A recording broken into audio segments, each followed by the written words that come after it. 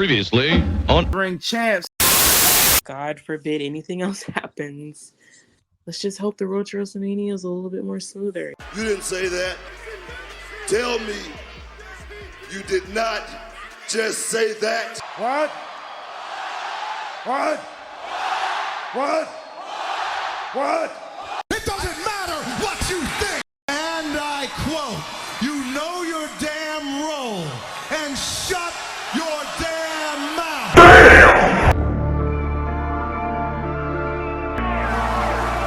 Let me introduce your host, Fino and Sasha the Legit King.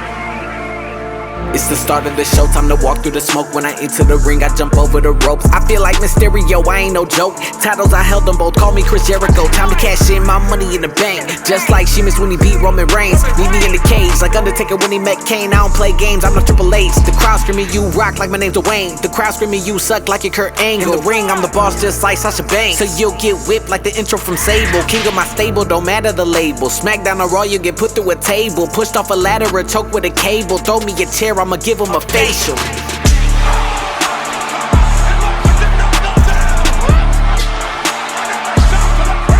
It's the start of the show, time to walk through the smoke. When I enter the ring, I jump over the ropes.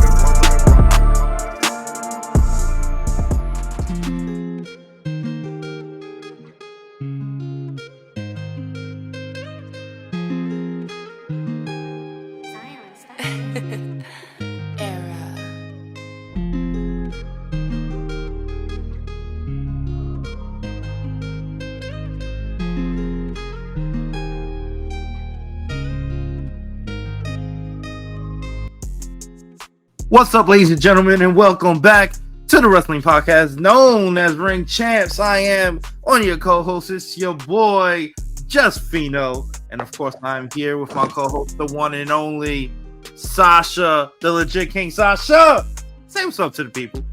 What's up, people? Happy early Valentine's Day. Oh, yeah. Singles Day. I forgot about that. Single Awareness Day, yeah. Yeah, damn. Maybe I can. Don't worry, even if you're booed up, it's not that exciting. So. I could send out one last invite, one last, would be my Valentine's to a couple superstars. Maybe I get lucky. No, maybe. I mean, you never know. Hey, live Moss, my friend. I'm just, I don't think. Well, no, Zelina's. She's married. Damn it, I forgot about that. Mm-hmm.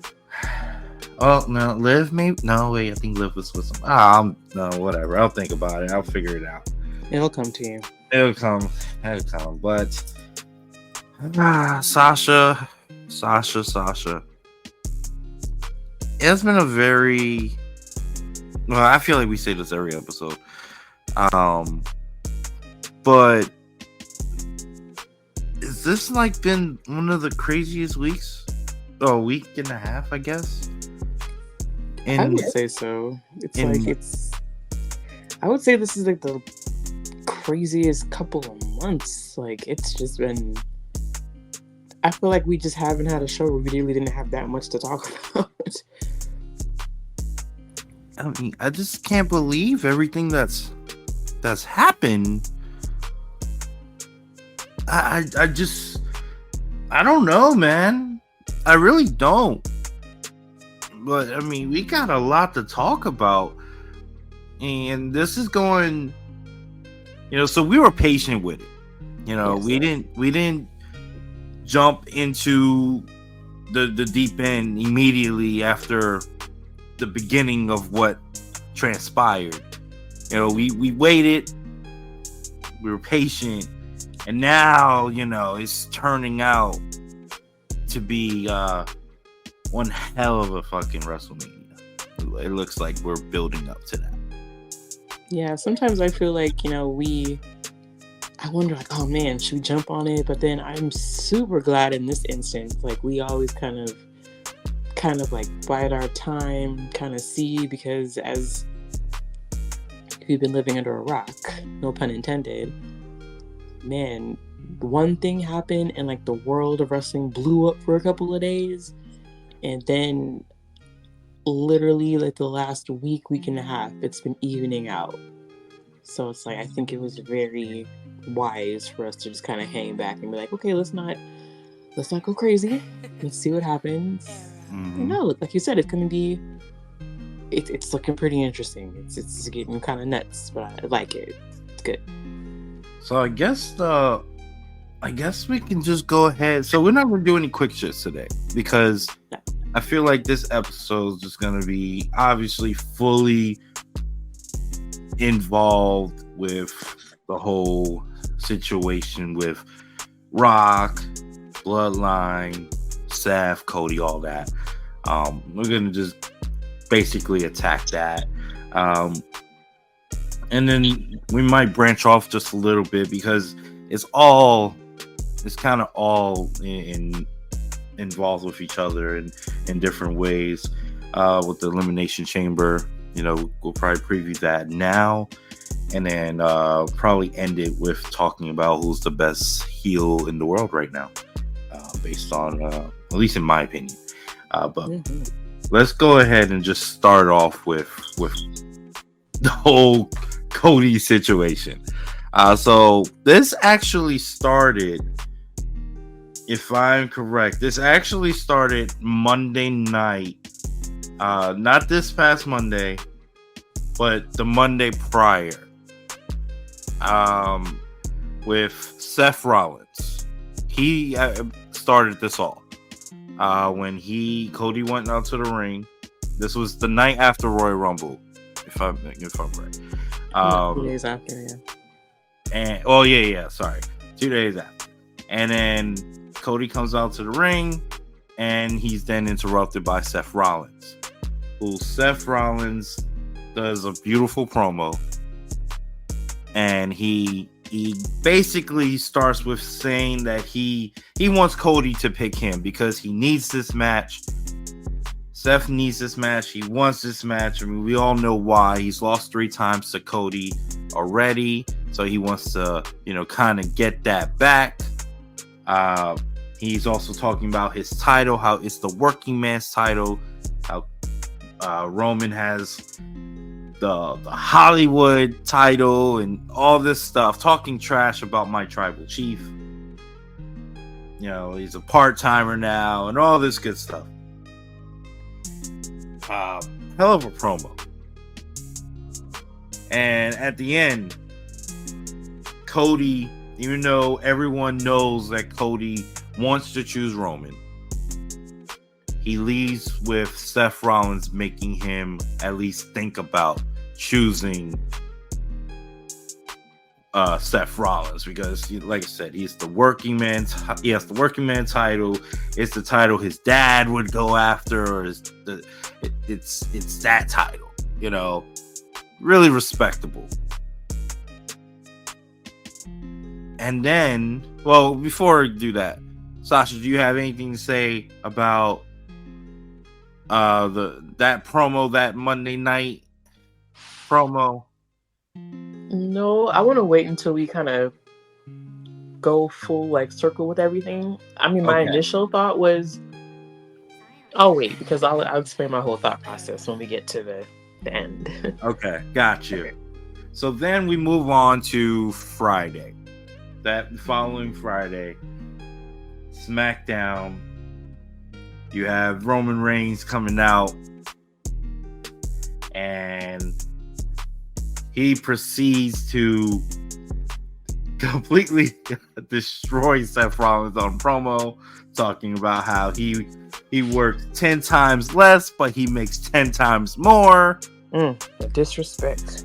He talked about how Seth Rollins wears his wife's clothes, how he always limps to the ring. Just completely shitted on Seth Rollins. Got him back, basically. No, I feel like that's low-hanging fruit for him. I always talk about Seth wearing Becky's clothes. Seth Rollins is a bad bitch. I won't take any kind of Seth Rollins slander, okay? So I don't appreciate that. But go ahead. I loved everything Tribal Chief said. He had to get him back. He definitely did. But yeah, and then we have Cody who comes out. Cody talks about how, he had a lot on his mind, especially after the Seth Rollins thing, and he talked to a lot of he got a lot of guidance from some people that he's talked to, whether it be family, friends, and then he says he's talked to one guy that Roman knows a lot, like personally, or whatever. And then here comes The Rock. The Rock comes out, and the world goes crazy because we get a stare off between Roman and The Rock in the middle of the ring.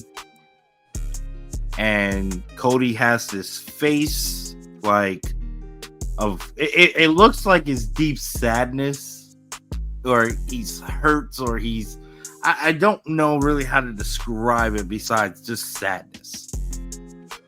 Like something was stolen from him. And the whole world, now, mind you, there was no word said. It's just Cody has the face, he looks at them, and he walks out the ring, and then he looks back when he's on the ramp. He looks back at him with a sad, defeated face, and then walks back to the back, and then it ends with Rock and Roman just having the face-off of the century. I'm gonna stop right there, and I know I might not went deep into specifics, but I'm sure we've all seen it, so I don't want to go deep into it. But I want to stop there because I feel like, as you said, the world blew up at that moment because everyone had the same thoughts, even though it wasn't specifically said. I did forget this key point. I forgot this one key point. I should mention this. Cody did say that he was gonna face Roman, but just not at WrestleMania. I forgot to add that part. And then The Rock came out. So this obviously leads to the thought that everyone had. The Rock just stole Cody's spot at WrestleMania. He stole the main event match. There's so much to unpack here. So much to unpack. At this juncture, there's so much to unpack. And just briefly, real quick, also just a tidbit. It was announced right before the Royal Rumble that what was right before before the Royal Rumble that The Rock had joined TKO's board. Actually, it was like 2 days before, I think. He joined the board of TKO. He is now an official member. You can say he's probably at the head of the table of that. But yeah, so he's one of the bosses, I guess you want to say. Big boss man.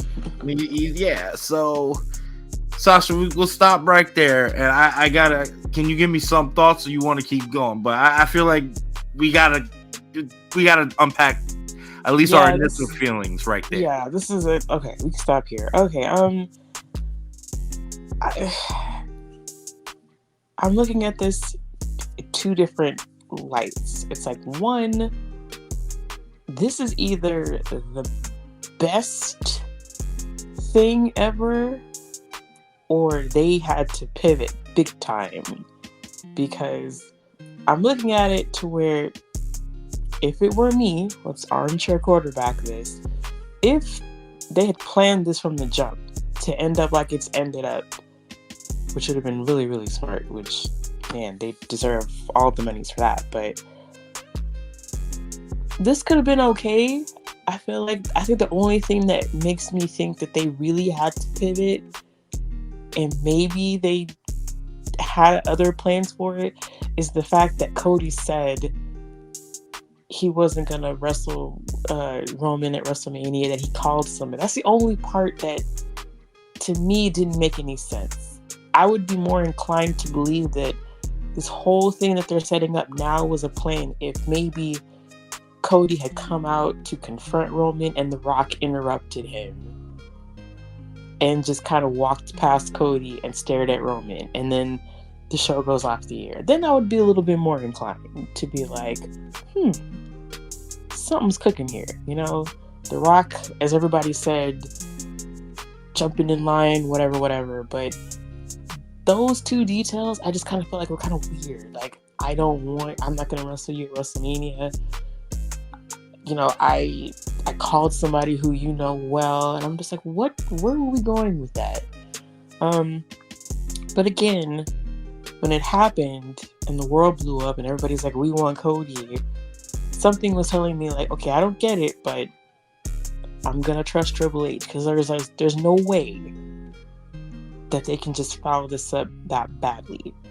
And if it was originally going that way, I had a little bit more faith that they would see that maybe this is not going to get the reaction that you want. I don't know.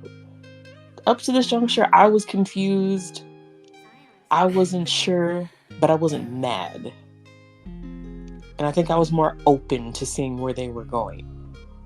So that's just where I was at that point. Now I'll tell you later when we get to the rest of it what I think then. But what say you? So the plan, they pivoted. I can tell you that. The plan was not. They had to. It didn't make sense the other way. It was weird. Yeah, it was. And the thing was, it wasn't Triple H's plan. This was actually out of Triple H's hand. This went above. This was a TKO decision. TKO made that decision a long time ago. They didn't tell Triple H. That is what I'm not gonna say I know that, but I'm gonna tell you that's what I truly 100% believe. This was a move that Trips wasn't happy with, and I think this goes back to we gotta go back to early November. No, we need to go back to really like in October. Because if you go back to October, there was an interview that The Rock did. In fact, this was an interview he did on Friday on ESPN. He was actually on the Pat McAfee show, which somehow seems to be the home of The Rock when it comes to just things that he always just lets shit go on that show. But he was up there, and if you remember that night, he surprised everyone and showed up on SmackDown. But earlier in that show, they talked about how, Pat asked him, what happened with Rock Roman. It was gonna happen at WrestleMania 39. Rock said it was locked in for WrestleMania 39. And then, it just didn't work out. Didn't work through. But he was throwing hints since that Colorado interview that day, and then the very next day, also on ESPN, when they were at the Colorado game, he actually threw even more hints. Yeah, this is going to happen. Rock and Roman is going to happen. And he kept hinting it really for this year, for this Mania. Then when they signed the deal to officially become the TKO. Well, I'm sorry, no, the day one stuff happened first. I'm sorry. Day one happened. And what happened on day one, the first when he surprised on Raw, he said the whole head of the table thing. Where do I want to sit at the bar? Do I want to sit in a booth? Or do I want to sit at the head of the table? He threw even another hint at it because this was the direction they were going. Now,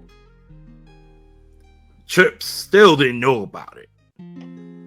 He didn't know that the power play was going to happen. The reason why is because who won the Rumble? Cody. If Cody wins the Rumble, it makes no sense. Like everyone else was thinking, why do you have Cody Rhodes win the Rumble if you're going to just have him less than a week later give up the spot?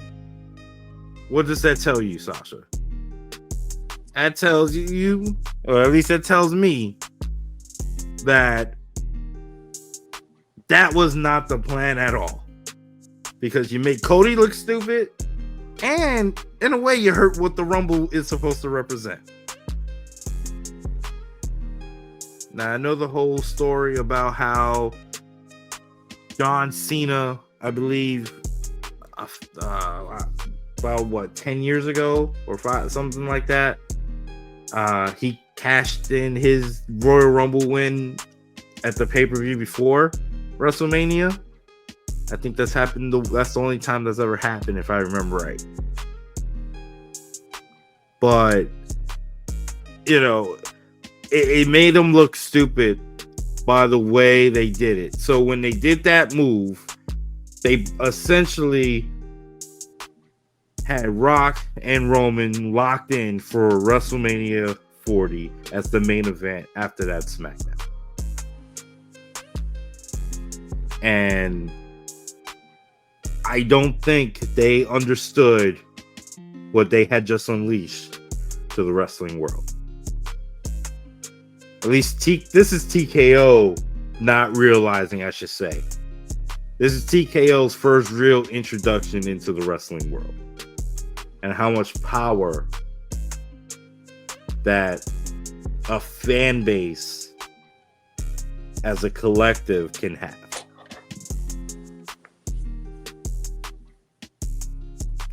That's just how I feel. I mean, the scary thing is, since I secretly believe you're a WWE employee, this all could be correct. But yeah, I think what we have to give them credit for, since we're both I'm definitely gonna err on the side of caution. This was a pivot. What I can give them credit for is them pivoting and doing a hell of a job, because this had the potential of not going well, and that would have been sad, because for it to be such like a milestone WrestleMania, had the plan maybe again, I don't know, had it gone the way it was looking, I don't know. And I think it would have been unfair. I think that was the other reason why I was kind of like holding my opinion, because I was like, well, if it just comes out that this is happening, I didn't want to shit all over it, because it's like, that wouldn't have been the only match on that card. Like, just to be more aware of the other talent on the roster. Because you know how wrestling fans can be. They can, they're saying, oh, Philly's going to hijack the show. I'm like, this is their biggest show of the year. There are other talent who are not even remotely involved. And I understand the disappointment, but I was kind of like, because I remember like like, if you would look on social media and maybe they would post a video about like a talent completely unrelated to that, all you see in the comments is, we want Cody. And I'm like, you're already starting. I understand you're upset, but you are literally taking away from other people who have nothing to do with this.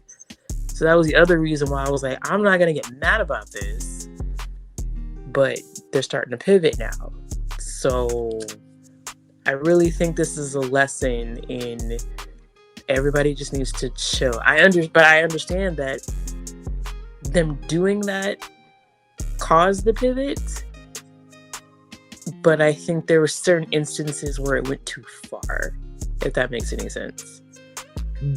Yeah, I will say this too. I want to add to that though, because add something you said. You said how people were fearful of the hijacking of the show.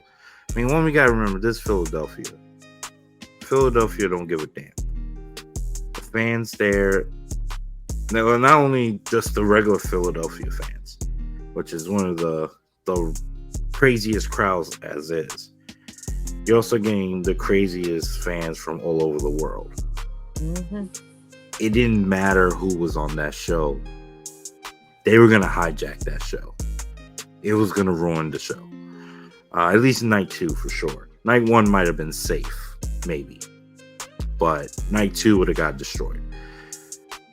We also got to realize this too, is that, the initial reaction was very warranted. Even me, who my 2 favorite wrestlers, you already know, is The Rock and my tribal chief. And even me, I was disappointed at Even though I was excited at the same time of seeing that face off, I marked the hell out for it. But even deep down, I was like, damn, not that expensive Cody though. Like, I want this, but not like this. Not like this. That was the bad. Like, I texted you, what the fuck just happened? Because I couldn't believe what I was seeing. Yeah, I didn't hear from you for a few days after. I was like, oh. And then like I was still so shocked at the decision they made. And then, you know, so I was like, all right, let me wait till Monday. Because so I kept telling everyone I was talking to, it was like, I need to hear, like, I know what they did, but they didn't make it official, even though it's obviously looked official, Rock and Roman, okay. But I need to hear Cody. I need to hear what Cody says. And they're like, it doesn't matter what Cody says. And I'm like, yes, I understand it doesn't matter, but I need to hear the storyline reason of why it made sense what he did. Like, I need to hear him, even if it's their way of trying to like cushion the blow, and we know it'd be a BS excuse. I still need to hear it from a storyline way to make me somehow understand what the hell just happened. Yeah. And whether like I said, whether I know it's BS or not, I need to just hear it. So when they did the promo on Monday, so now I guess we can skip a little bit to the next day. They go to the promo on Monday.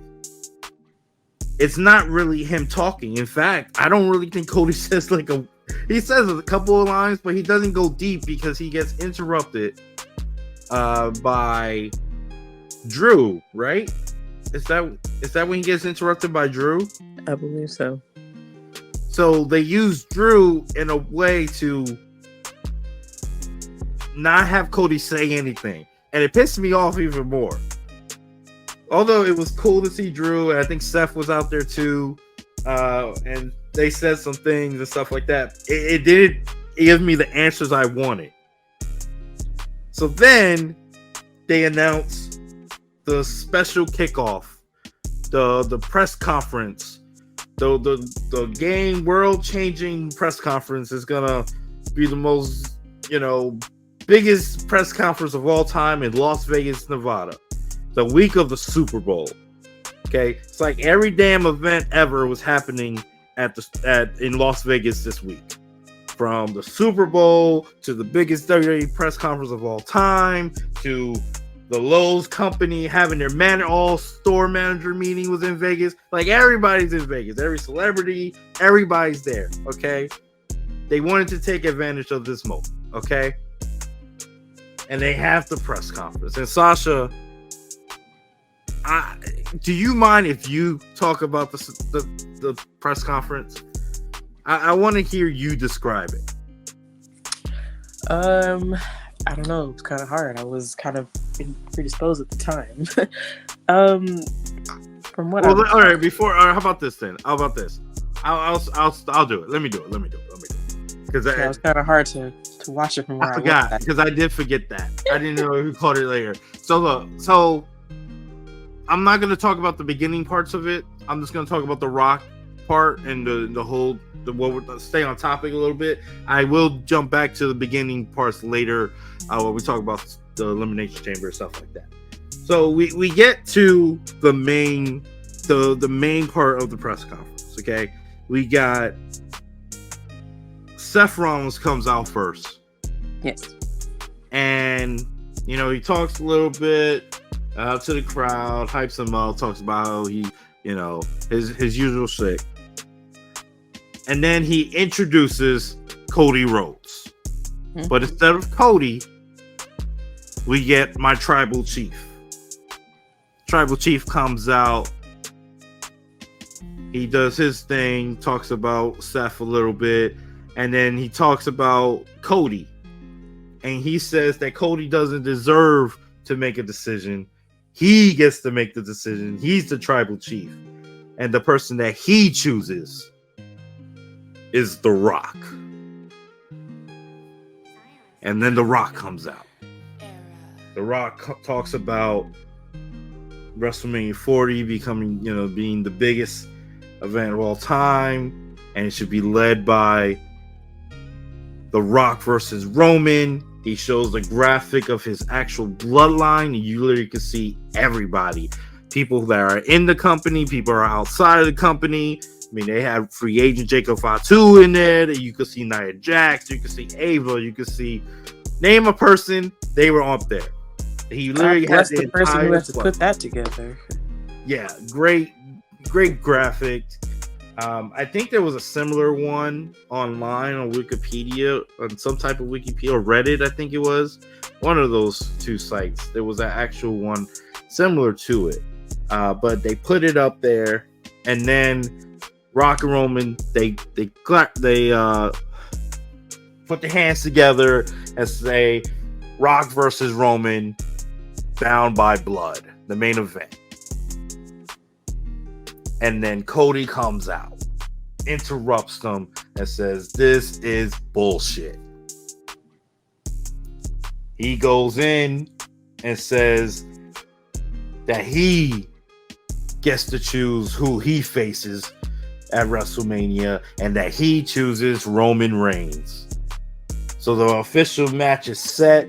Roman Reigns versus Cody Rhodes as the main event of WrestleMania 40. And then Roman makes a comment about Dusty. It was, it was a low blow, but he said it. Indeed.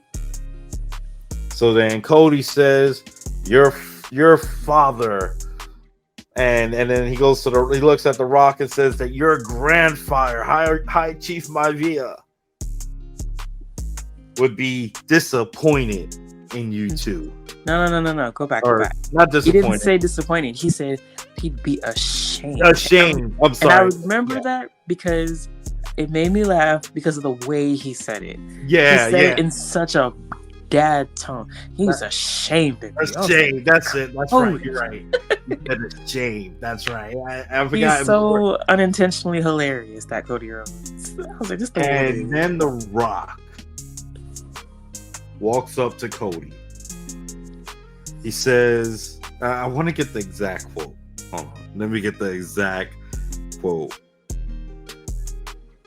Let's see. All right, well, talk about the stuff leading up to while I look up the exact quote, because I want to do The Rock right, because this was a great line. Talk about your thoughts, Sasha, about leading up to that point while I look up the exact quote. Once again, I was watching it in between what I was doing at the time. I thought it was, you know what? I actually felt even more confused after, but not in a bad way. I'm like, okay, what are we doing here? Where are we going? But it was that kind of uncertainty that was exciting. It wasn't like a few days before where it was like, okay, like, I don't know what's going on here. I don't know if this is good. This was kind of like, I don't know what's going on here, but I can feel like it's going to be good. It was such a weird, because the shift, it was like Roman is there. I get to call the shots. Rock comes out. They show the family tree. Okay. And then Cody comes. I get to choose. And the whole time I'm sitting there, I was like, is anybody going to talk to Seth anymore? He was like over there, just like, it felt random for Seth for a little bit. Yeah, I'm just like, what y'all gonna do with Seth? If it was me, I'd have left. I'm okay, y'all. I don't need me no more. Bye. It was odd. It was kind of weird. Not to say that I didn't like it, but it was just like, okay, what's happening? I know you're still trying to pull up. Did you pull up the Rock stuff yet? I can't find the exact quote. So basically, I'm just gonna say it. Oh, okay. Wait. All right. He was basically saying, let me make things clear. Something clear here. When you talk about his family, you're talking about my family. When you talk about I forgot the second one. So talk about my family, you're talking about his family, you're talking about my family, you're talking about something, you're talking about mine. And if you're talking about his blood, you're talking about my blood. I remember that line. And that was the line I love. And then after he said that, he just smacks the living shit out of Cody Rhodes. Let's go back. Now, this seems a little hypocritical of me. A little rock talking here. But didn't Dusty Rhodes catch a stray first? Yes. I'm just saying. He made it seem like Cody attacked his family, and he did. Yeah, like Cody just came in there half cocked and started talking about the Samoans, and I'm like, hold on. Roman says something about Dusty first. If really, Roman should have got washed during that. And when he slapped Cody, let's drop one of Clues bombs for CM Punk. CM Punk was a highlight of that whole damn show because he kept saying that Cody should have fought. Cody should have. He's basically saying, you gonna let some grown man slap the shit out of you in front of all of these people? And you did nothing? To be fair, he did try to get him. He got held back. Look, Carrot. Not only did you talk about my father, who's deceased, you slapped me in front of people. It's gonna take a lot more than people just holding me back. I'm just saying, look. I get it. I get what you're saying. And first of all, speaking about Punk, I love the response, the non-response, but The Rock gave CM Punk the dirtiest look. I don't know if you can see it from the stage, but you can tell he heard him and he looked and he gave Punk a look. Because he knew he was right. You're not going to. I appreciate Big E trying to be neutral, but you can even tell he was like, nah, man, like. You're not gonna let some grown man just slap you like that.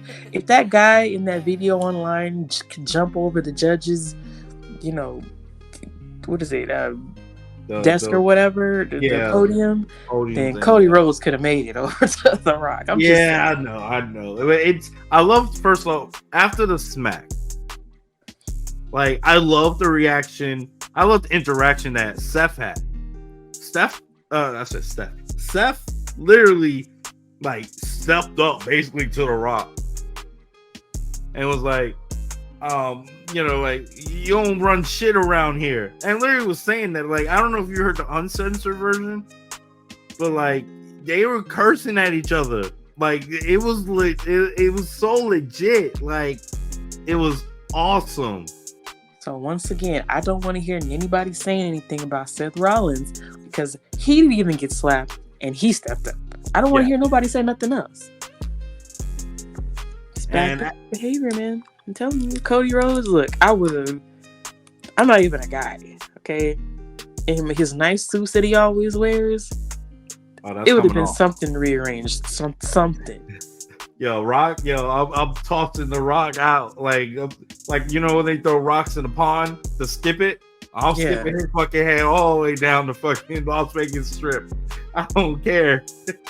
We having a Las Vegas street fight right there. I feel like, think about it. Let that have been CM Punk standing up there, even with his arm, his tricep being torn. CM Punk would win getting torn because he fighting left and right. He don't care. But I digress. So then, this part I did see. They went backstage. Triple H is standing there. He's getting interviewed. Now, I didn't quite catch all of what The Rock said. I got it word for word. I got that word for word. So Triple H is having the conversation, or having the interview, and The Rock walks by and he says, "You've got to fix this. Let them talk shit about my family again. You got to fix this." And then Roman. Now, this is the part I didn't fully understand what he said, but I think I heard it right. I think he said, "You're lucky you're retired." I was just gonna say, had this been pre-heart surgery Triple H, I feel like the sledgehammer would have just magically appeared. Like, people would have just got. Well, you know what's crazy? The thing is, you know what we really would have gotten? Seth wouldn't have been in this picture. We would have got the match that I think many people, like, wish we could have gotten that we never got. We would should've have got it gotten 5 years Triple ago. H versus The Rock at WrestleMania. I think that's what we would have got. Well, that was more than 5 years ago because then Yeah, it was more Rock than and 5. Triple. No, I was thinking When Triple they H teased had been it? at I was thinking of WrestleMania in New Orleans, but no, 31, I believe. Yeah, it was WrestleMania 31. It was 9 years ago. That's when they first teased it with him and Ronda. No, I'm glad we're not getting that. But man, times have changed. Rock's talking shit. Triple H can't really do anything.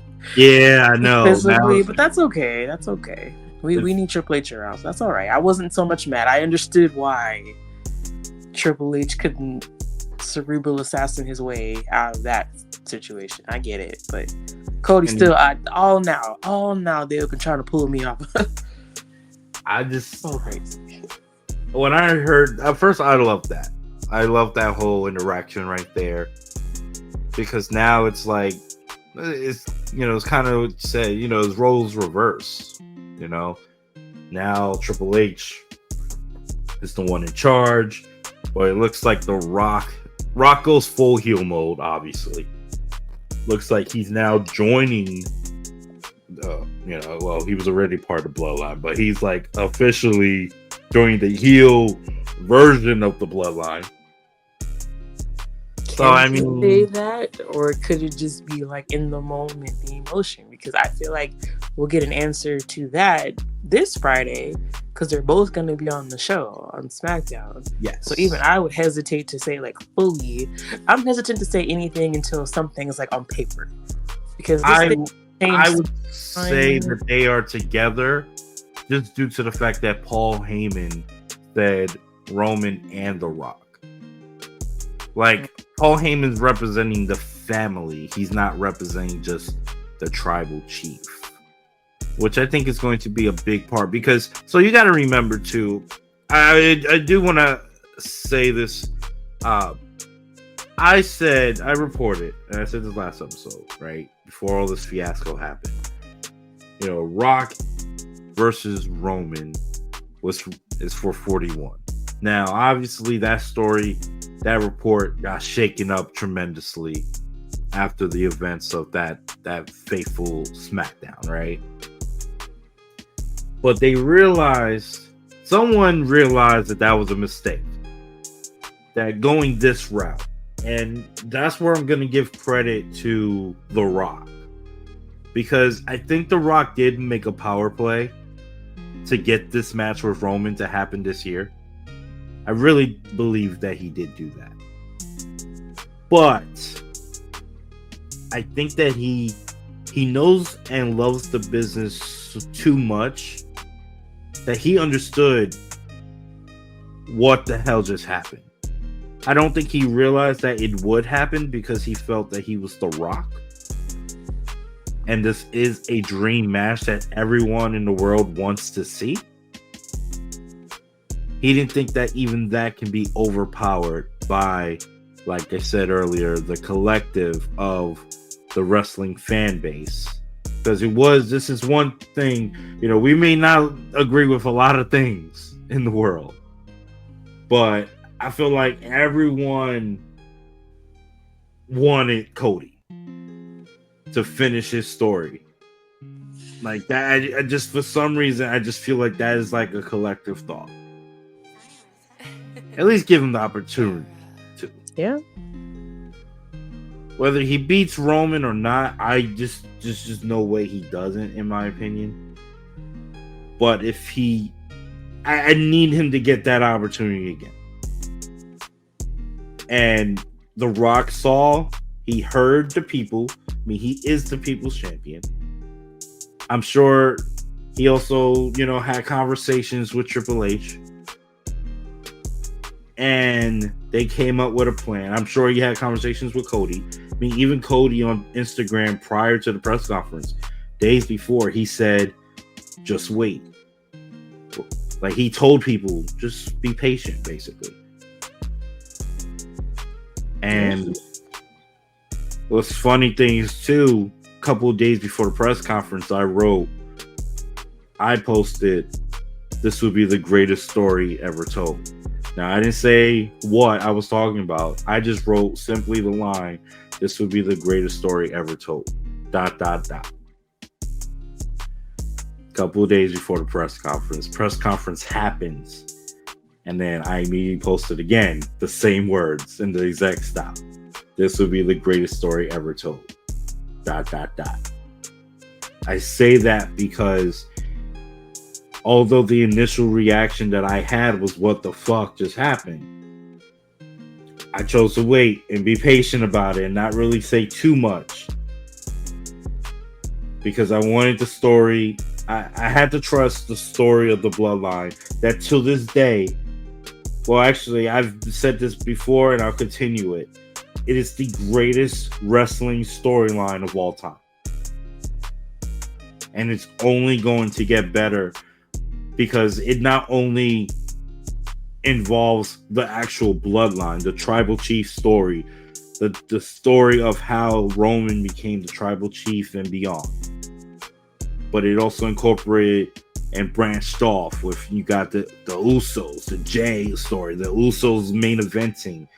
You got the Solo story of him nominating John Cena. You got now the story of The Rock.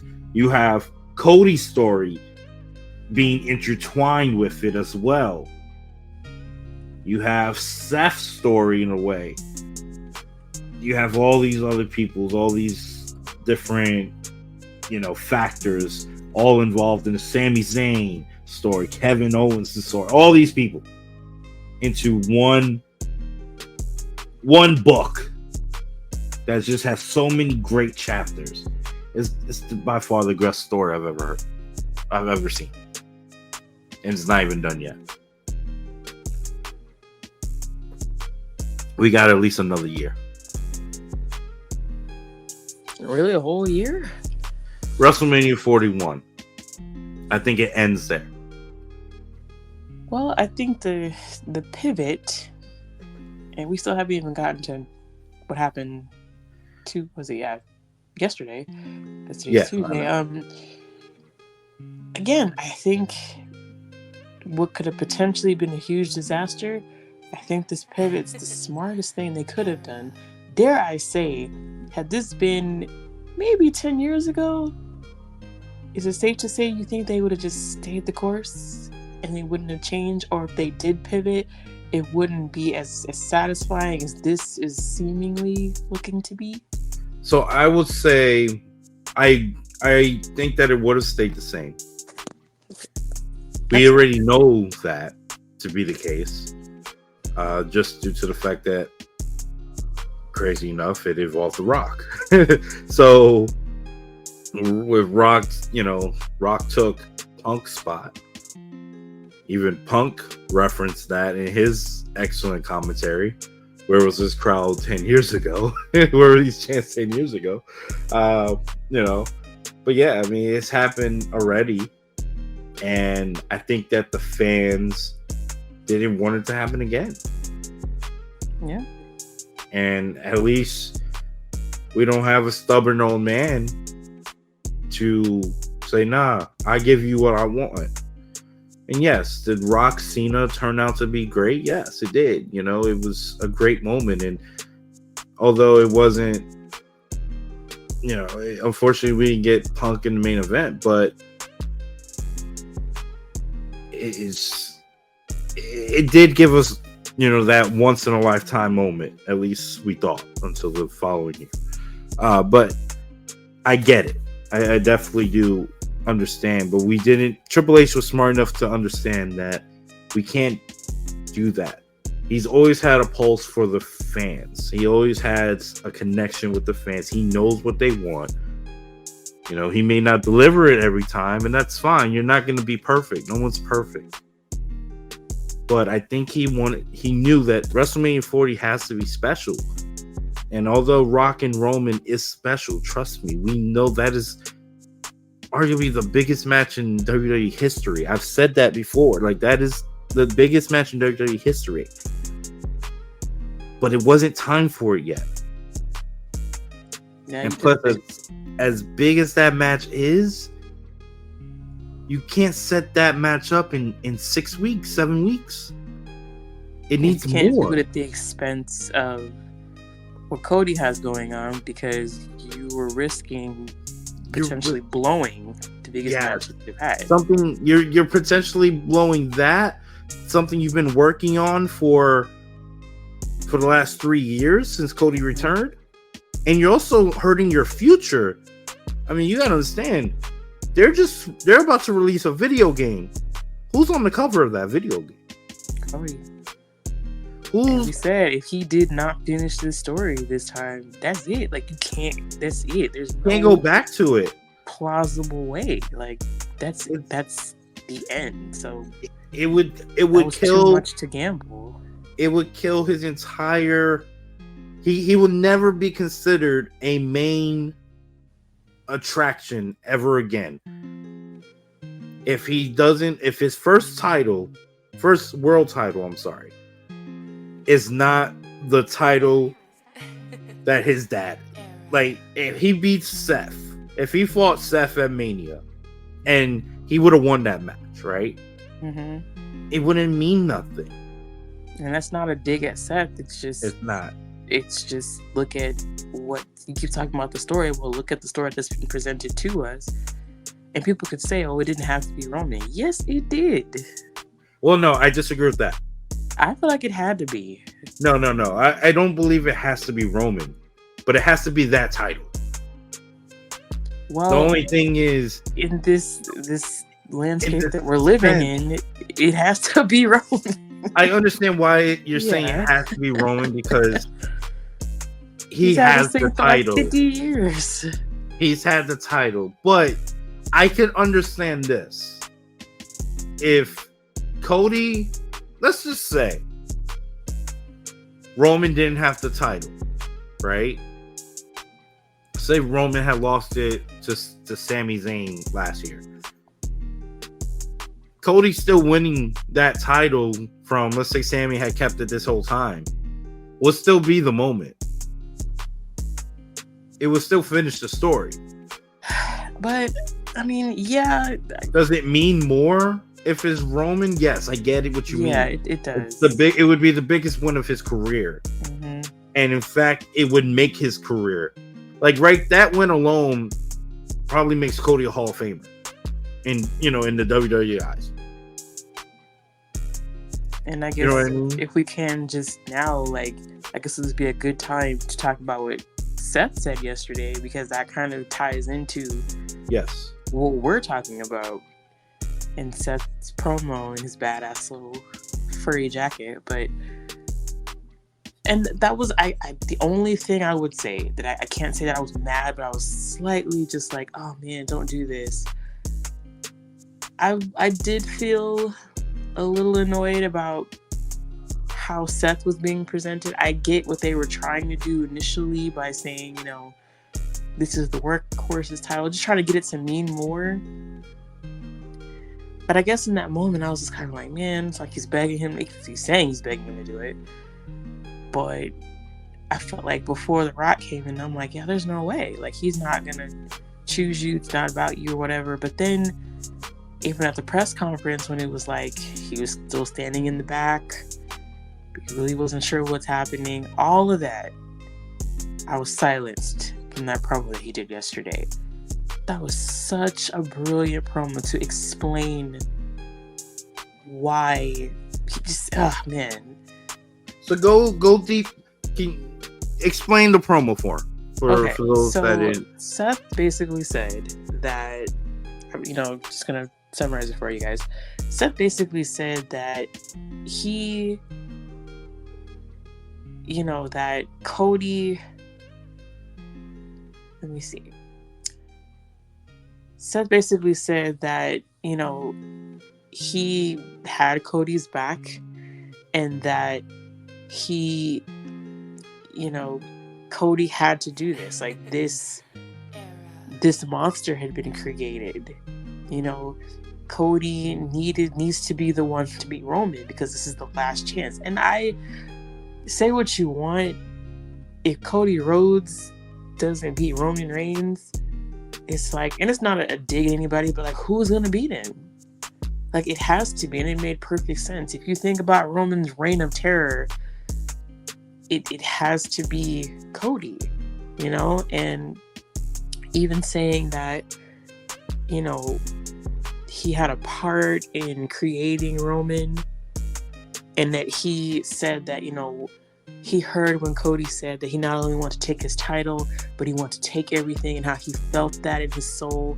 Because like he said he helped create Roman for who he is when he broke up, not only when he broke up the Shield, but everything that he taught Roman. Because if you remember, Roman was the least experienced member of the Shield when they first started. Indeed. You know, he was a homegrown talent. He wasn't on the indies. He literally came in FCW. You know, Ambrose and Rollins had been on the indies. They taught him everything that they know, right? So I like the little throwback with that. But the part that, you know, and then he said you know, you need somebody to help you on your side, and I got your back. You need a man as unique as me to be the Shield. Great. Love that line. Yeah. The part that stood out to me, though, was, and this is why I think this pivot is so genius, the fact that he asked him, what is your plan? He said, what is your plan? Because you essentially did this last year. You won the Royal Rumble, you got to WrestleMania, you main evented against Roman, and you lost. The bloodline intervened, and it cost you the title. And he's like, now, what was your plan? You got here, you won it again. What were you planning to do differently? And I understand it was Seth cutting the promo, but I mean, that was a good question. You know, without this pivot, without all this stuff going around, what would have been so different this time? That's why I think even in the mess and the potential melee that this kind of caused up front, I think long term, this was probably the smartest and the best thing that could have happened. Because, yeah, you know, finish the story, Cody, but I mean, unless he just took out Solo and Jimmy going towards WrestleMania, I feel like this is 10 times more interesting. And I'm not saying that Cody finishing the story wasn't interesting, but I mean, really, that was a good question. What were you going to do different this year? You did what you were supposed to do. You did what everybody did. You got a shot. You earned a shot. You went against Roman. You got taken down. So, I mean, I thought that was great, because now it's like, you won the Rumble again. So you proved your mantle for the second year in a row.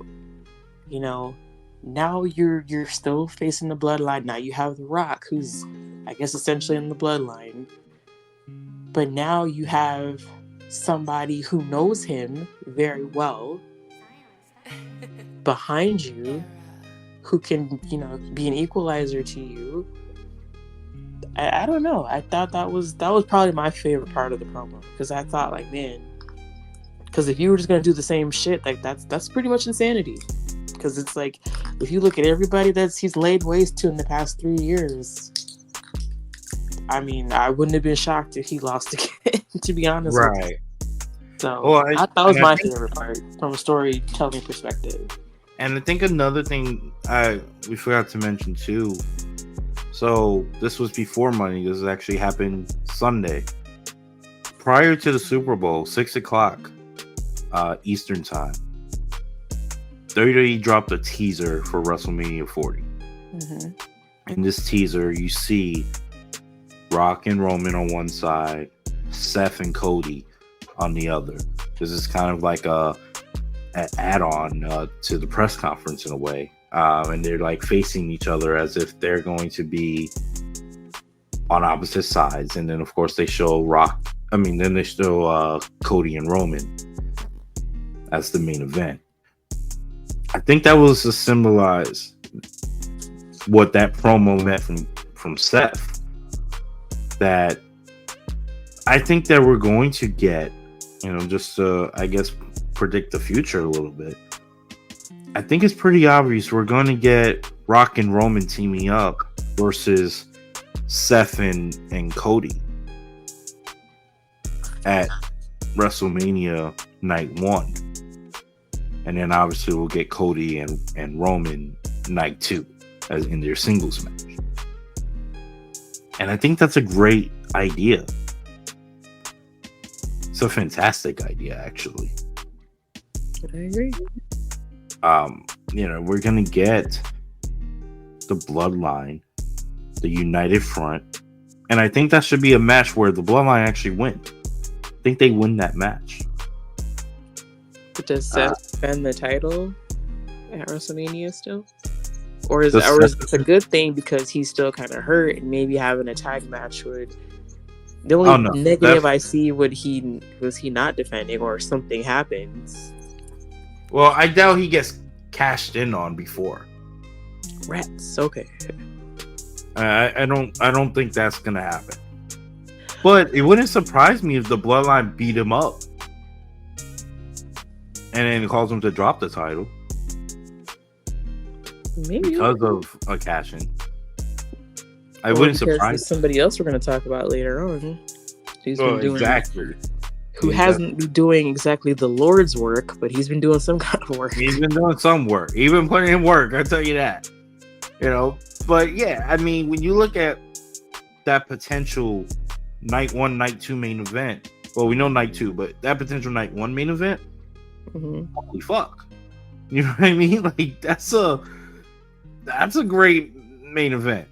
And I would predict the Bloodline to win that somehow. I would obviously expect cheating, but expect them to win that.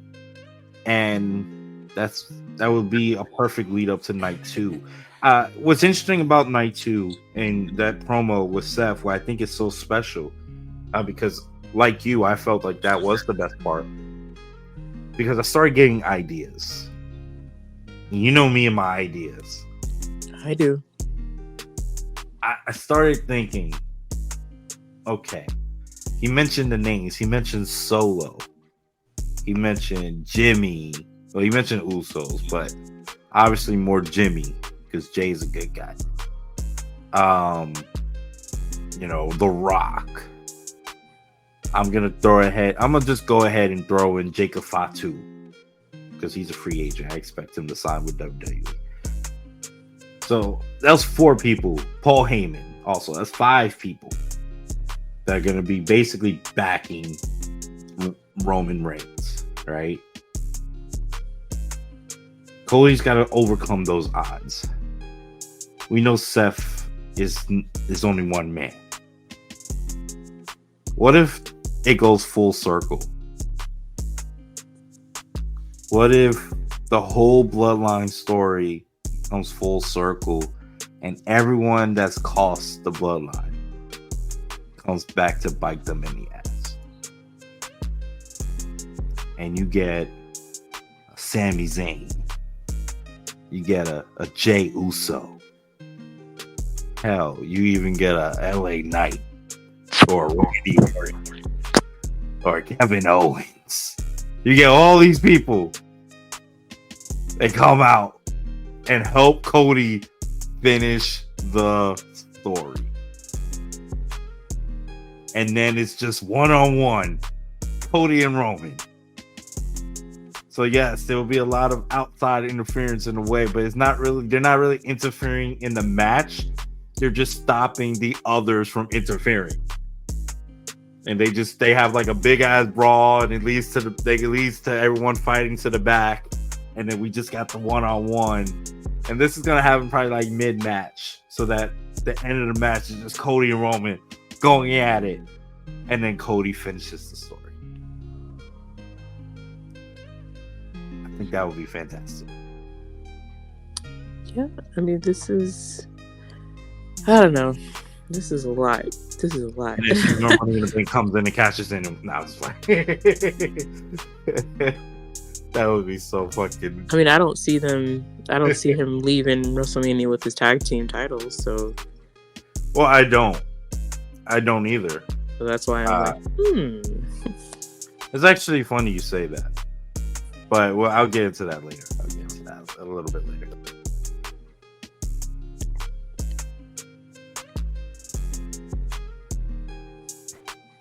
Sorry, my mic cut off. I guess, just overall, you know, the pivot that they made at the end of the day was one of the best decisions they could have ever made. Not in just the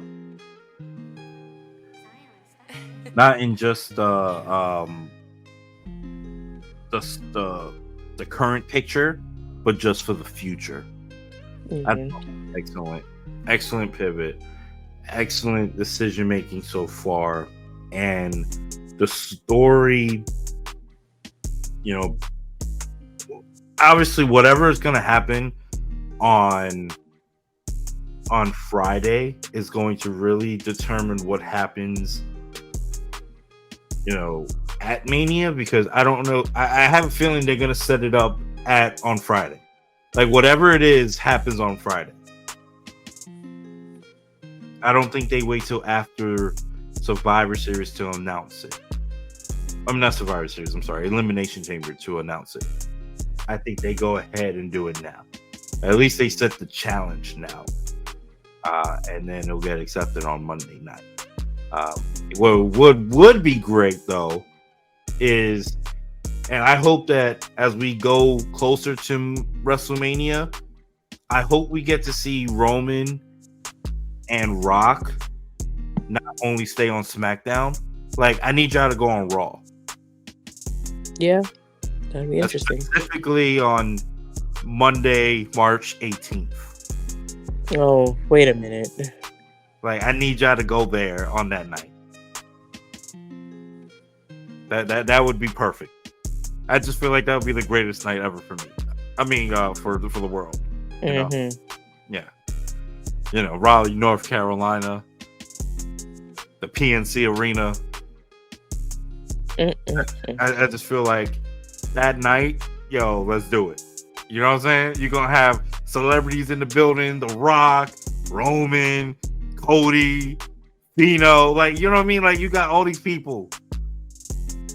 Triple H. Like, let's just do it. Let's just make it happen. That's all I'm saying. March 18th. Well, we shall see. We shall see. We shall see. But let's go on to the next topic. We talk, and this is going to probably bounce on to, you know, this. We never know. Maybe that tag match can happen at the pay-per-view that we're going to preview. But of course, Elimination Chamber is coming up in, what is it, 2 weeks now? A week from this Saturday, I believe it is. Because it is, because they're going to be taping 2 episodes of SmackDown, from what I understand. So the people are going to actually get 2 episodes of The Rock, I think, or at least 1. Well, definitely 1, but maybe even 2. Lucky bastards. So yeah, Elimination Chamber. I think we got some really good matches set up. I know that we don't have the full Elimination Chamber match participants, but I am pretty sure we can tell who's going to be in those spots. We know the men's qualifiers. I know so far we have LA Knight, Randy Orton, Bobby Lashley, and Drew McIntyre so far. The other participants, it's either going to be Logan Paul versus The Miz. One of them are going to be in that match. And then we're going to have Kevin Owens. I'm sorry, no. Yeah. Kevin Owens versus Dirty Dom. So we'll find out the final 2 participants on Friday. So that's gonna be very interesting. I guess from that, who do you think is going to be the final 2 participants? And then what are your thoughts on the Elimination Chamber match where the winner will face Seth Rollins at WrestleMania? Okay. I know you said Kevin. So it's Kevin Owens versus Dirty Dom, and then Miz versus Logan Paul for the final 2 spots. Okay, so why is Logan Paul get to be in this match? Because he basically argued for it. Oh yeah, okay. I remember that. I remember that backstage segment. I think Bianca Belair was there too. Yeah. Mm-hmm. I mean, I don't see Miz winning. Kevin Owens and Dirty Dom. Man, that's kind of a hard one. Because I can make an argument for both of them. And I kind of feel like Dom's been kind of... Like, he still gets those reactions, but ever since he lost the North American title, it's just been kind of, you know, slowing down a little bit. But I mean, they did work him like a pack meal last year. So maybe that's why. I don't know. I guess I could go with Dirty Dom. I think that would be interesting. He's never been in an Elimination Chamber. I agree. I think Dirty Dom is going to win that match. But I don't think it matters because Drew is going to win the whole thing. So yeah, well, Player Hater of the Year, Drew Madden. It's only February. I'm gonna say, hold up on that. I don't know. I still have to think about it. He probably is, but I gotta. Nah, like I said, we say he's not doing the Lord's work. He's doing something. Drew Lucifer McIntyre is up to something. Yeah, no, you're probably right. Drew probably is gonna win that. All right, so you got. He's praying for people's downfall. So obviously his prayers worked. So. So the way I see it, I'll be honest. So I think I have Dom winning and I have Miz winning, but I only have them winning because I think they're gonna do Owens and Logan Paul again at Elimination Chamber. They're gonna set up the rematch. Maybe. So right now, as currently constructed, there's only 4 matches in this. Now I know Elimination Chamber, they can make it. They usually are long matches, but I don't know if they ever reach like the hour mark. Not that I can think of. So unless this pay-per-view is going to be a very short pay-per-view, and I know it's at 5 a.m. Eastern time. Boy, thanks. Or 3 a.m. your time. Mm-hmm. You know, I'm hoping I'm up. I'm hoping I can watch it because I'm gonna try to watch it live. I might even call out. I don't know. We'll see. Yeah, they gotta add more matches because right now there's only 4 matches.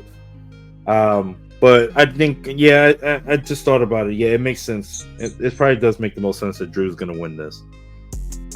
So Drew Seth Rollins again, I guess, would be as currently constructed. That would be the match. Were you surprised that Bronson Reed's not in this match, considering? I thought he was going to be Australia. Yeah, I thought he was going to be Bobby.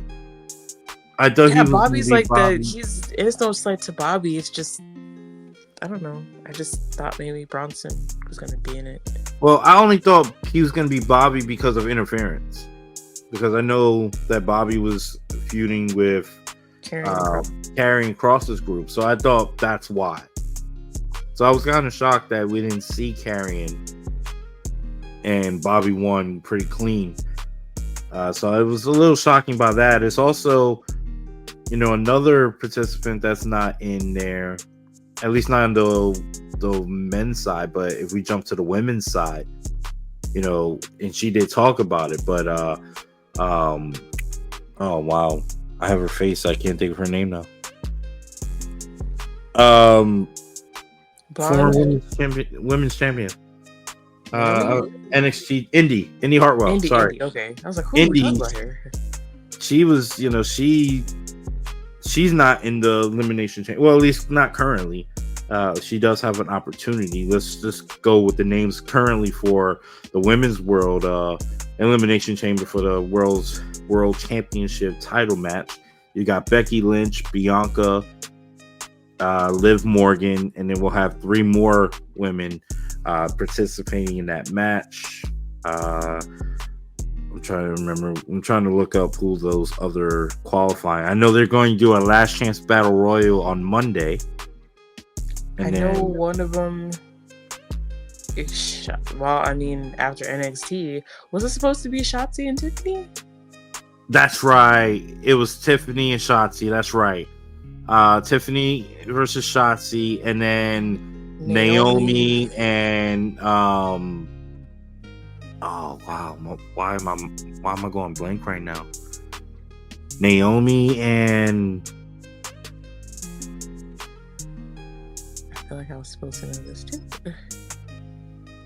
why am I going blank? Of course, that's the one match I didn't write down. Hold on, let's see. Zelina Vega. Vega. Okay, there you go. Wow. How I forget Zelina? I am so sorry, baby. Man. Okay. No time for you, buddy. But you would think she would be facing a heel. I was thinking heels. Okay, so she's it's going. SmackDown. They really don't have. Yeah, I guess that's true. That's true. I was just thinking heel. I don't know why. So I expect Tiffany Stratton to win. Obviously, I expect now Naomi. it's Shotzi. Well, then she'll get a free win then. Which I would totally do. I wouldn't even have her have a match at this point. We're like, oh, she forfeit because she can't participate. I think that would help Tiffany. Yeah, the character. That's really So that's cool with me. And then we have a last chance battle royal, which this is the interesting part. So I would encourage everyone to watch that match. I encourage everyone to tune in on Monday night to watch that match. Because I'm just gonna say here, we're gonna have a debut on Monday night. No spoilers. Some of us are behind when this happens. Everybody just chill. I'm not gonna say the name, but it's gonna be a fish in a technically an in-ring debut on Raw. I mean, I know who you're talking about. I'm just saying when it happens, internet, don't spoil it. Just let me have my moment. I got you. I like that's just how I feel. I'll be the only. It makes the most sense. It makes the absolute most sense. Yeah, I mean, I totally agree. It does. I wouldn't do it. It makes the most sense, but I still wouldn't do it. Why? Because that means that they would have to lose. Okay, so we've had this conversation before, though. It's like wins, and I do think wins and losses count, but this person's means even more. I don't know. I just feel like we've seen, even though the way it happened in AEW, let's just get it out of the way. It's like no, they lose, but then maybe. You for certain people you don't want her and you don't want that person in the chamber at all. No, because that means they have to lose. I don't want this person losing unless they come up with a creative way for them to lose. Then I'm fine, but I don't want this person getting pinned or submitted. Well, they have to come up with a creative way, because then it's like, how long can you continue to keep her out of the ring? No, can we just say the name? Yeah, we already know it's Jade Cargill, but I'm saying, how long are you going to keep her out of the ring then? Her match should be at Mania. Look, if you weren't going to, the Royal Rumble was different, because technically it took two world champions to get her out, right? That's different, and it's over the top road. You can get lucky with that, even though it took two world champions to do it. So she was protected. In an elimination chamber, she has to win the match. Okay. Or you don't put her in because that means she's gonna lose. Who do you think wins that match? If Jade is that person, Jade enters this last chance battle royal and wins, right? Who wins the elimination chamber match? Becky Lynch. How does Becky win? By beating the other girls. She beats the other girls, right? Which means the other girls get pinned or submit, correct? Yes. Is there another PLE before WrestleMania? That's pretty much it. This is the last PLE. Just trying to remember, because they have so many shows sometimes. Not the year, but of the fiscal year. Let's just call it the fiscal year. Okay. I understand where you're going with it. I get it. So if we go with your suggestion, then who gets the last spot? I don't care. Because Put Lyra in there. I don't care. Just put someone. Okay, like, so then how would you introduce Jade then? Because if you're going with where we think you're going, because I mean, I would go with my Jade idea. and Bianca this year, so I would go with my idea of Bianca versus the Kabuki Warriors, and Bianca needs a tag team partner.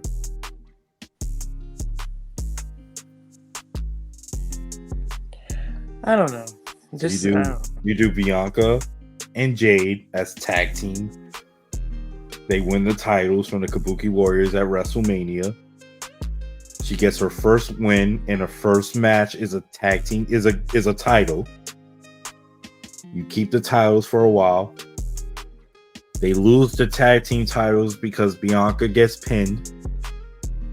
Jade blames Bianca, and then you got the feud for the rest of the year. So, or for the that being said, we still keep Jade off of TV, at least until after Elimination Chamber. So I would introduce her, like, literally, like, so SmackDown is you got Mania Saturday, right? Let's say it's on Saturday. Mm-hmm. Bianca doesn't name her person until that Friday before. Okay, so that's what I do. I guess my question is, how do we circle back to Bianca and Damage Control? It's never. What do you mean? I mean, I know that they have history, but it ain't over. I know it's not over. They took out 4 months of her career. I know, but then right now they're all kind of busy with Bayley. Yeah, and Bayley was really the main source of her contention. Yeah, but Bayley's good now, so it doesn't matter. They're gonna do that whole teasing thing where, yeah, you're good, but I mean, I trust you. But at the end of the day, we have a common enemy, and that's Damage Control.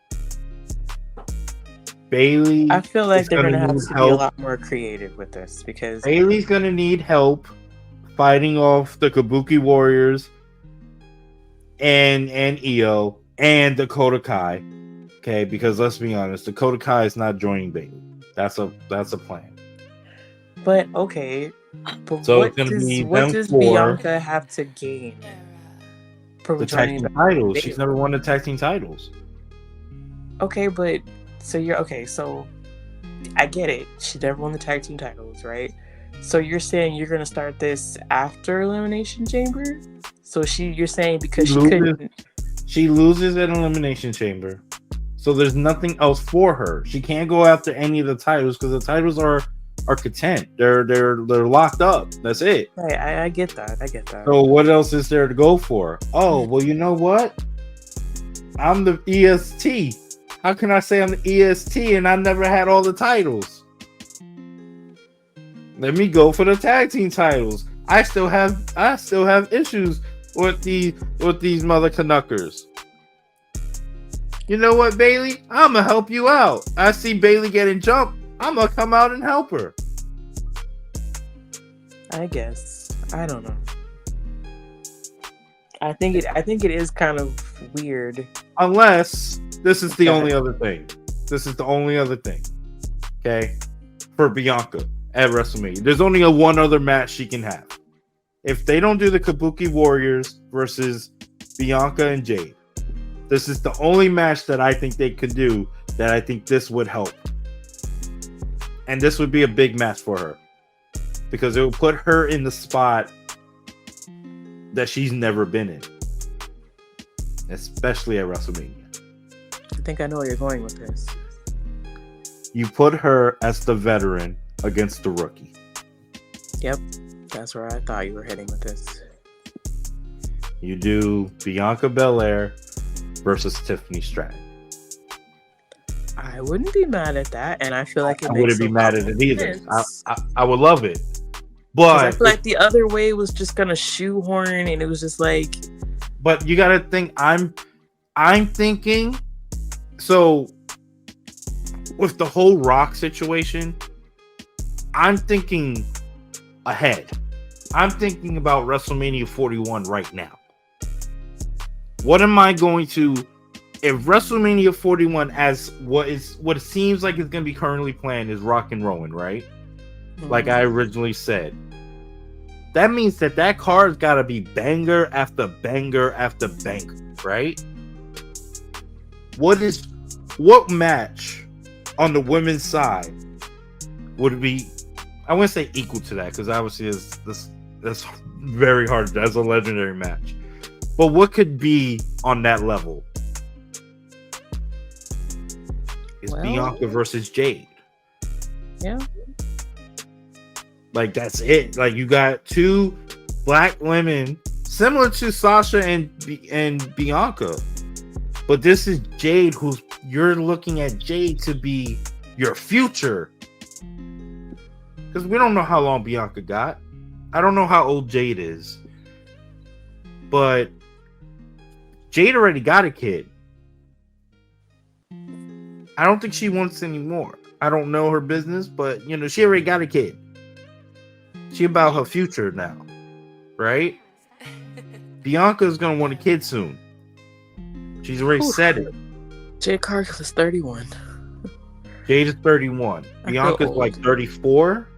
Yeah, Bianca and I are the same age, yeah. So, and I haven't watched Bianca in WWE or what is it? Bianca Love in WWE. I want to see it. I don't have Hulu, so I canceled mine before it came out, so I don't have it. But I did hear in one of the previews how they were talking about how she wants kids or a kid of her own because the kids that she does have, those are step kids. She loves them very much. Any woman out there in listener land knows that when you hit 35, they call it a geriatric pregnancy. So, there you go. Yep. So she's gonna want a kid soon. If she has it's best to have it after WrestleMania 41. After that, have as many kids as you want. But we gotta have this match while you're in your prime, and Jay's gonna be entering her prime. Because it's not like men with them, besides Trish Stratus, you really haven't seen women have great matches late in their careers like that. Because they don't really have long careers. We haven't really seen that, right? Oh, Beth Phoenix did some good work. Who? Beth Phoenix did some good work. Well, she had good work, but I'm talking about like the top of the game. Okay, but you know what I mean, like there's levels to this. Like Beth was great. Don't get me wrong. I'm not trying to shit on Beth, but you know what I mean. I mean, after having kids though, like that's what I'm saying. Like she. Oh well, yeah. Still has one. Yeah, she did good. But she ain't Trish level. You know what I mean? Trish just had arguably the match of the year. Like you know what I mean? Like you know what I mean? There's levels to this. So that's all I'm saying. Like Bianca, and I'm thinking the future when I think about Bianca. So both matches that I'm thinking of can help for the future. Obviously, Tiffany Stratton. We already know the golden match for next year for her. I'm thinking already. I'm already thinking Tiffany Stratton and Charlotte at WrestleMania next year. I'm thinking Bianca versus Jade next year. I'm thinking obviously Rock Roman. I'm thinking Rhea Ripley, and you can even think even if you want to go Ripley and Bianca, like we still got to get that match. Mm-hmm. So that's 2 WrestleManias already locked up. But I like Bianca and Tiffany better. I feel like the other, and plus, if you do Bianca and Tiffany, and go through with that, then you have the rest of the year to build upon Jade and Bianca being tag team. Because that's what I said earlier. I feel like if you try to do it now within 4 or 5 weeks between WrestleMania, I feel like Damage Control, and then there's still that thing with Dakota Kai. I feel like that would just be shoehorning in.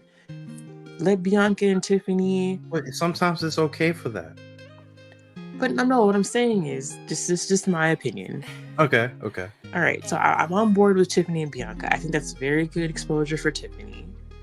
You're right. Bianca being the veteran role is very cool. Plus, she's undefeated at WrestleMania. So either way, either she gets the dub or Tiffany Stratton gets a big win and breaks Bianca's undefeated streak at WrestleMania. Right. That could be great, you know? And then, you know, everything kind of resets after WrestleMania. We don't have to do a rematch of Tiffany and Bianca. That's fine. But then after WrestleMania, you know, the damage control story, you can start separating, you know, Asuka and Kyrie, those tag team belts. They can kind of do their own thing. And then that can kind of be a good start. I don't know where you put Jade then. That's the only like part where I'm like, oh, where do you put Jade this year? Unless you have Jade, hear me out. You may not like it. Unless you have Jade and Nia Jax. No, I'm gonna be honest with you. Before they did, well, actually, no. I'm the only other match I see Jade in, because Jade's got to be a Mania, right? Yes. So the only match I was thinking was Nia Jax. If they didn't go the tag team match, because they did that for a reason. Yeah. And you put Nia in this spot against Rhea. You know, I feel like you can't leave her off of Mania. Right. And that's a good introduction. And again, you're not trying to have Bianca, because like you said, that's something you need to build upon. So like I said, you have Tiffany and Bianca, you have Nia and Jade. After WrestleMania, you reset. Then if you want to go forward with having Bianca and Jade tag up, no, I don't need it. I don't need it now. I just only did that just to insert Jade, to be honest with you. I just did that. But I still liked your idea though, because then if you want to reset and say, okay, well look, let's say Bianca loses. She's like, okay, I just had my first WrestleMania loss. I didn't go for the title. This is not me. I'm used to being the EST. Like you said, I need something, right? So they go after the tag team. She goes after the tag team titles. You know, I need somebody who I think is up to my level as far as being the best. Recruits Jade. You know, maybe they spend the summer as tag team champions.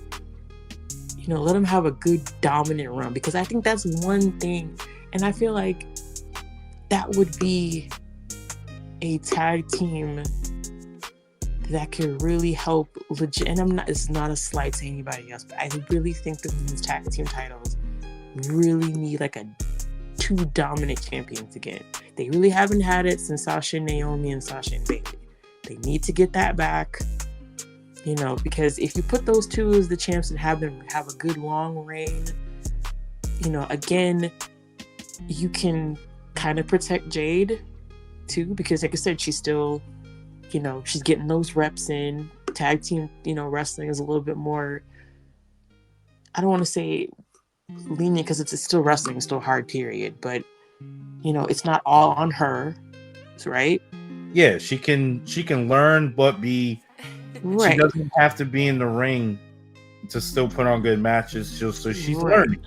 Yeah. You're adding more of a spotlight on the women's tag team titles, right? Right, which have these two amazingly dominant things. And then when the team eventually does break up, when the mega powers do explode, boom, you got something going here. Because how long can two alpha females really be on top before it starts getting a little testy, right? So I'm actually all for the tag team idea, but not right now. Like, let's get these out of the way, because like I said, I think Nia Jax does deserve to be on WrestleMania.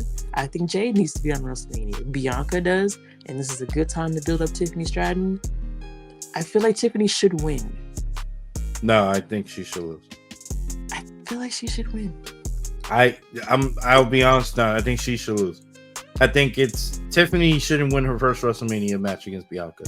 What they should do, I would have Bianca win, because the person I want to beat her would be Jade.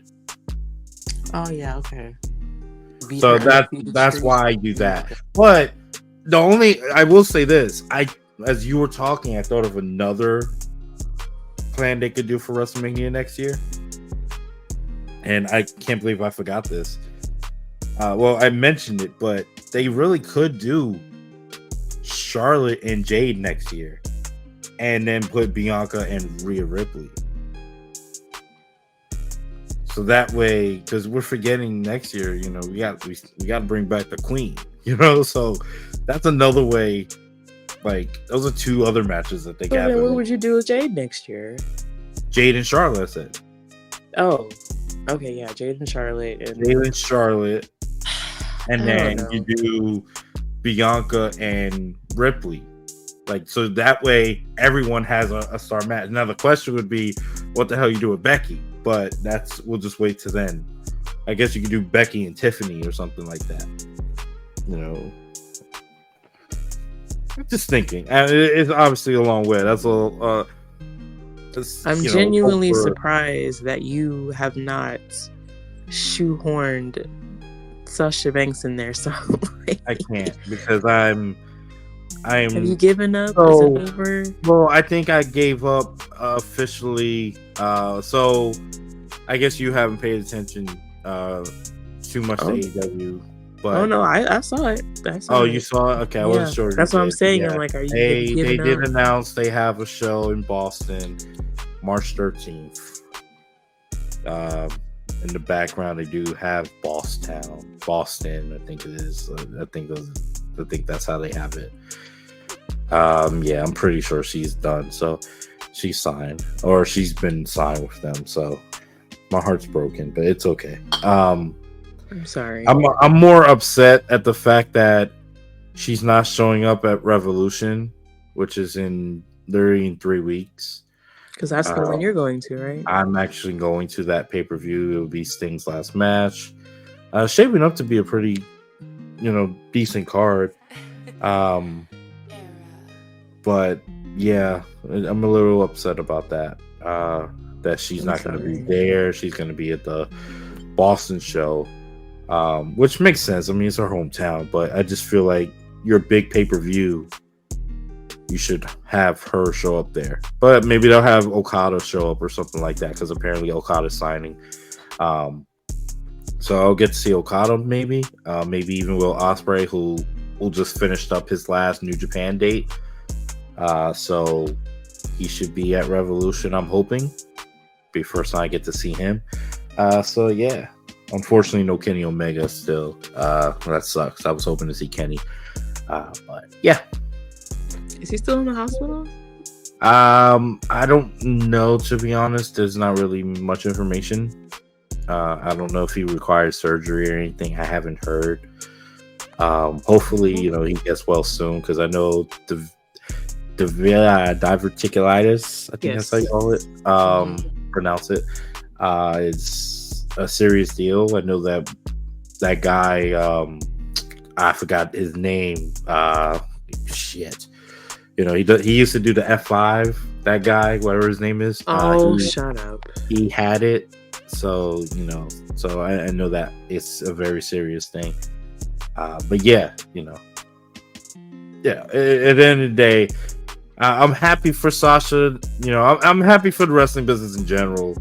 I always joke around with Tony Khan and stuff. I hate him and stuff like that. I don't hate him, actually. I just don't like him. But I will stick to this day. I may not like the man, but I respect him for what he's done for the business. So, that's a great signing. He has arguably 4 of the top wrestlers in the world, with Okada potentially signing with him, which is the rumor. He has Will Ospreay already. He has Kenny. He has Daniel Bryan Danielson. So, I mean, he's got a great roster. It's just he needs to use that roster better. He can learn a lot. Yeah, that's what I was going to say. Like, you have all the toys, but are you going to do something with them? Yeah, you gotta use them right. So, we'll see what he does with that. We'll see. But speaking of, someone being used correctly, let's talk about. Well, I guess hold on. Actually, before that, because I don't know if we said the final. Did we give any predictions on the rest of the card. We said Becky Lynch was winning Elimination Chamber, right? We're both agreeing with Becky's that. winning, Drew's winning, Drew's winning. Rhea's winning. I want to ask you about your boy. Do you think they win the tag? They keep their tag team titles? Mm-hmm. They're facing Pete Dunne and actually, I wanted to bring this up. Okay, so they're facing Pete Dunne and Tyler Bate. Do you think they win that match? Yes. You think they win? Okay, I'm kind of leaning they don't, but you know what? I think I'll go with it. I'm gonna pick Judgment Day for that. But there was an interesting tidbit that I wanted to ask you about, and I wonder if I'm the only one that picked up on this. It happened yesterday after the Judgment Day thing. So you had Judgment Day. Well, first you had JD versus R-Truth, right? JD wins that match. They jump R-Truth. DIY comes out and protects them. Protects R-Truth, right? Right. Later on in the show, R-Truth has a comedy segment with them, with DIY. And he says, thank you for helping me DX. Mm-hmm. He says Gargano is Shawn Michaels. Mm-hmm. And he calls Tommaso Ciampa Triple H. Am I the only one that thought that meant that? I looked into that way too much, and I'm thinking like they're going to do the same thing they did in NXT, or they're going to make Triple H turn on Shawn Michaels, aka Tommaso turn on Gargano again. Like I looked into be like am I the only one that thought that immediately? You didn't think that? Like that was more than a comedy segment? No. He called him the cerebral assassin. He called him all that. Like, am I the only one that thought that? There's no way I'm the only one that thought that. I mean, it's clever. It's definitely a clever comparison, and I think eventually down the line, but I really think DIY needs to, they need to do a little bit more before we start breaking people up. Because I don't think... I'm not saying now, but I'm just going to say this. It's going to happen. In fact, I'll say this. Do not be surprised if it happens within 3 months after Mania. But I will say, look into the night after Mania. I'm going to just say that. I don't know. I thought that the minute he said DX, I thought that immediately. I don't know. It popped in my. I was like, "Oh shit!" They just fucking teased us, and no one is seeing this because R-Truth was just being funny. But they did that promo. They did that segment for a reason. It wasn't just for the R-Truth thing. I mean, they can always reference it back later. That's like true. I could see Ciampa cutting a promo and saying, like you said, like we just thought R-Truth was being funny, but in that moment, R-Truth was probably the smartest person. He's definitely smarter than Johnny in that way. I don't know. That shit, it hit my head. It hit me immediately. That's just what I thought. That would be a nice. I get it. That would be a nice callback when Ciampa does eventually go and say it on Gargano. I see. It's a good callback. Okay. All right. Hi, Triple H. You're doing good work. That would be great work if he did that. I just want to ask you one more thing about R-Truth. Do you think he's the one that takes the titles from your boy? The more I think about it, I do think him and Miz are gonna be the ones to beat them. Okay. I think because it's like, why? Because this R-Truth Judgment Day thing, it has to have a payoff now. Like they've gone too deep into it. It has to be a payoff. They let it be known that, he's not on the Judgment Day. They said it's not an initiation, it's execution. Maybe have Truth come down, interfere. Maybe they don't lose, right? Mm-hmm. but have him cause enough ruckus where it's like you almost cost us this and that. You've really crossed the line now, like it's done. And the Miz, because Miz is out, and get well soon to Maurice. Yeah. I do think it's gonna be Miz and R-Truth though. I think they open up WrestleMania. At first I thought it would be Jay and Jimmy, but I think it's gonna be them. I forgot, just 2 nights. So one of the nights I think they open the show. And R-Truth, I mean, did you hear on SmackDown? All he did was show up and say, "Hey, Kevin Owens." He called him the Miz, and you heard the crowd. Yeah. And then did you see? Well, I don't know. After the show, did you see the video of him beating up Gunther? No. Yeah. So I don't know if you know, Charlotte is his hometown, and they were in Charlotte, which is 3 hours from me in North Carolina. I almost went, but I had a feeling Rock was. If I knew Rock was gonna be there, I would have been at that show. I would have called out work and everything. But anyway, yeah, they were in Charlotte. So after the show, Gunther did some. I don't know if he was in a match or he just came out and started bad mouthing Charlotte. So R-Truth came out and beat him up. He did the John Cena stuff and everything, and then beat him up, and that's how they ended the show. It was pretty cool. I saw the video of it. But all right, I think he definitely deserves to be on Mania. Like I know for sure. I think he does need a big match, and it will be great to see him as a champion again. Yeah, all this has to have payoff because then to drop it, I feel like would be a disservice to everything that's happened. And plus, it's like with the Judgment Day, all the stuff that they've done in the past year. I think, like I said, even earlier with Dirty Dom, they've all just kind of just chilled out. Like this R-Truth thing is the biggest thing they have going outside of Rhea, being champion. Like this is something big, and maybe this will be a reset because now you're going to WrestleMania. Like, does Rhea beat Becky? And then there's always the question of when Damian cashes in, because I think right around WrestleMania time he'll only have like 3 months left. He has, from what I understand, I think it's July 1st, right? Yeah. Right. Yeah. July 1st is when he has to cash in. I expect him to cash in, right before that. Like, I don't know the pay-per-views leading up to that. But I expect him to cash in. Honestly, I guess we'll talk about it in our very last segment, but I guess it just determines on who's the champion after Mania. As to when he cashes in. It wouldn't surprise me if it happens that Monday night though. But it depends on who wins. So let's just jump into the last segment then. Because the person that could potentially be the World Heavyweight Champion, if he wins his Elimination Chamber match like we predicted, and who I'm considering the current best heel in the world right now.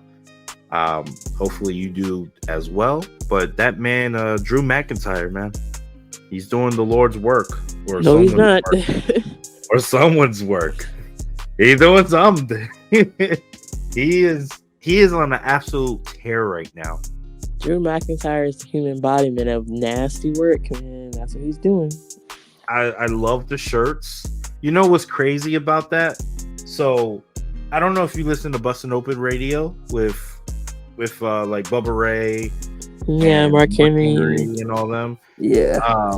Bubba Ray said that he wanted Drew to every week.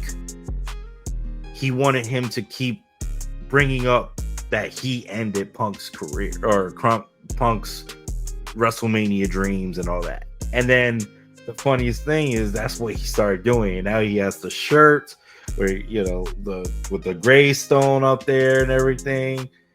Like, that's exactly what he's doing. So shout out to Bubba Ray for predicting for wanting that, and then they actually going with that idea. It was a great idea. But yeah, man, he's been killing it. Promo's been on point. his attacks have been on point. He's so believable. He is setting up a huge feud in a few months when Punk comes back. That's gonna last us probably. I mean, I could see that being probably around SummerSlam is when he's able to come back, because I think it's what, 3 to 4 months. Yeah, hurt the very end of February, end of January. So let's just round up to February. So yeah, that's 4 months. That's about June. And they've been doing SummerSlam in July the last year or so, I believe. It was in August. It usually was, but I think last year they did it July 31st, I think, or some shit. Usually it's on August 23rd, 25th, because I always guess when I was younger, I used to get SummerSlam for my birthday. That would be my birthday gift. My parents would order SummerSlam for me. So, but then they started moving SummerSlam dates. Last year's SummerSlam was August 5th. So it is earlier in August. Right. So you could technically, if he comes back in June, you could push it to... That's still a long time. Yeah, that's and then the year before, July 30th. So, like, he'll come back 3 and 4 months. That's June. If Punk comes back, that's be in June. And then, if anything, that's only if he comes back immediately. Like, they'll probably just let him wait a little bit longer just to make sure he is. So it'll probably be like early July, late June, and then you build up those 4 weeks leading up to SummerSlam. Because, like I said, the year before was July 30th. Last year was August 5th. So they're obviously pushing for that earlier date. But yeah, I mean, at the end of the day, what Drew McIntyre is doing, absolutely fantastic work. I love that he's not only being heel about what he did to Punk, but he's taking credit for Cody's decision. He's taking credit for damaging Seth Rollins. He's hurt Sami Zayn, which I want to bring up real quick too. Before we head out of here, the whole Sami Zayn story. I'm just interested where you're thinking about where that's going. But yeah, just what are your thoughts on Drew? Drew's awesome. I love that he's really leaning into it. And I think his character development is really refreshing, especially, again, after, when everything kind of resets. I think he's going to be a big player, which he absolutely... And I think the only thing... And I think this is the hardest part about him, being a heel and doing all this stuff. It's like, you want to like him more. Like, it's so tough unless you're like a Dominic Mysterio to be a heel, because he's been so entertaining and just funny, and I don't know. That's the only part where I'm like, it's really hard to hate you, but I still respect the work. Yeah, you're doing so well, but yeah, it's like, I want to hate you for what you did, but at the same time, you're doing so great. I love you. Like, and even it's like MJF. Yeah, and even when Seth was saying, "Oh, you're whining," but I'm like, this is not. He wasn't lying. He wasn't really lying in how you felt. And then you have to look at the basis of what his original complaints were. It's like he had probably the most unique situation happen. Like a pandemic happened. It wasn't like, oh, I didn't get a shot because so-and-so came in and took my thing and blah, blah, blah. I was like, nah, man. When you finally became champion, like literally nobody was there. Right. And then you've had to contend with, you were a victim of Roman Reigns' title, and you were cheated out of it. Like, he legitimate complaints, so it wasn't like, it was hard to hate him, because I felt like I wanted him to win. I wanted him to beat Seth. But yeah, Drew's, just don't change Drew. Just be an asshole forever. I love it. I love you for that. I still think there needs to be a way. Because okay, so that like, going back to the earlier point, if this tag team match happens, I don't see Seth Rollins wrestling 2 nights. So it's like, can we do something before WrestleMania to have Drew beat Seth and walk into WrestleMania as champ, and then who would he go against? Would that be something to get to that Sammy story that we wanted? So wait, how would you play that out? So, let's see. Because I mean, I get what you're saying. I can understand that, but how? Yeah, I would need to know how you play that out for that. Because if you would go back to what I originally said when we did the predictions, I said that my world heavyweight title match would be Drew versus Sammy. Right. So, I feel like it's possible, but that would require Seth not being champion, and then it's just, I don't see that happening unless they do like a triple threat. If your boy, but then you don't really. But then it's like, does Seth wrestle 2 nights then? Right. So it's like, so the title has to be defended. Right. Exactly. So, I mean, you know what I would do? Honestly, I would have him wrestle 2 nights, just like I would have Roman and Cody wrestle 2 nights. I mean, if you're the workhorse champion, then you should.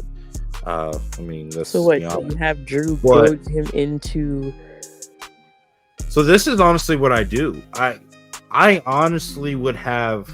So first night, let's just say it's Rock and Roman versus Cody and Seth, right? I actually have Cody and Seth losing night 1. So do you think Drew's the one that causes that? No. I think the bloodline causes that. I don't think Drew has anything to do with that match. So then what do you do with Drew at Mania then? And you know what's crazy? I have Cody actually getting pinned. I have Cody getting pinned night 1. Whether it be The Rock or something. I have the bloodline on top. And then they cheat to win using the bloodline members. Night 2, you have Seth Rollins lose.